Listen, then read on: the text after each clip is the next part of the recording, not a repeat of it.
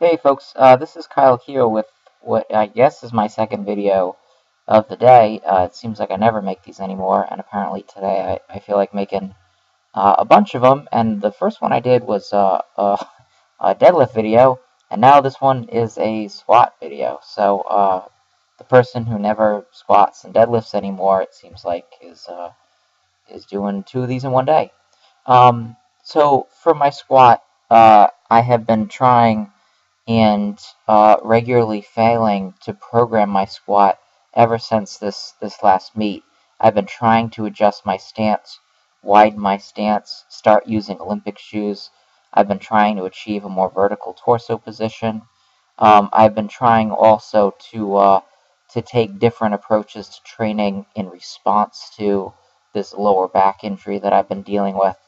And so it seems like I'm constantly tinkering with my squat technique, my squat training, my squat exercise selection, and at this point I really just want a little bit of stability over the coming weeks. And so what I've done is I've decided to treat this as almost like a very basic accumulation phase. And right now, I don't really feel confident doing much heavy regular squatting. And so what I've opted to do instead is I've opted to take the intensity way down to start somewhere at or even below 50%, somewhere in the vicinity of 50%, and just try and accumulate a lot of bar lifts each week with that 50%. And so right now I'm running a linear progression protocol. It's almost like an accumulation block. Well, I suppose it is an accumulation block, but the intensity range really is extremely low, even for an accumulation block. And on this session, I did 195 for 3 sets of 15, and then 1 set of 30 at the end. I am going to bring this up 10 pounds each training session for a short while, and then when things start to get a little bit difficult, as the exertion level starts to go up just a little bit, I'm going to start progressing by 5 pounds each training session. My plan is to train this 2 to 3 times per week. It'll probably be once every 3 days, so it'll average out to 2.5 times or so per week. In other words, 2 times one week and 3 times the next week. But that's kind of the plan right now.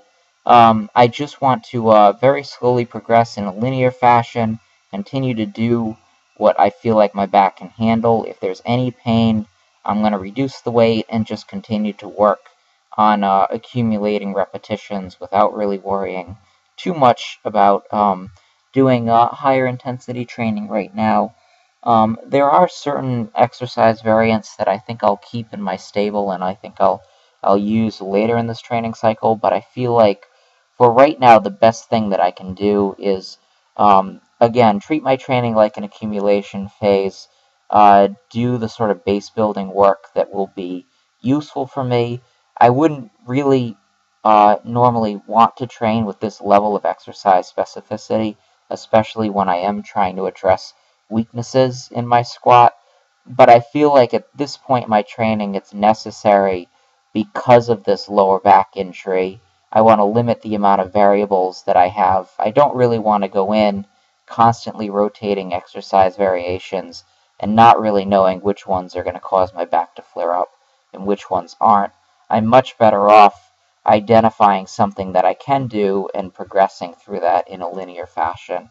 I think that that will yield the sort of consistency in training that I'm looking for. So I had done 185 for 5 sets of 15. Now I've done 195 for 3 sets of 15 and a set of 30. I'm going to progress up until 215, 225, and then start just jumping 5-pound intervals. And I'm going to run this for 2 or 3 months and then see where I'm at. So hopefully this goes well. Hopefully I can stick to it. Keep checking in, more videos soon.